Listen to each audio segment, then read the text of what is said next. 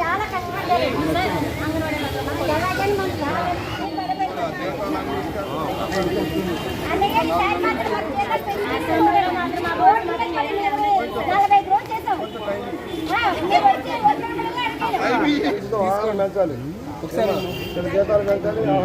ఒకసారి సాయి అలా ఒకసారి వాయిస్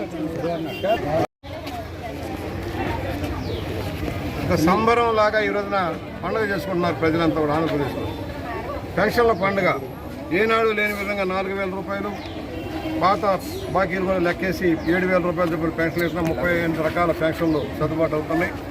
సామాన్యుడి బతుకులో సుఖం నింపడం కోసం చంద్రబాబు తీసుకున్న ఒక అమ్మడ నిర్ణయం ఇది.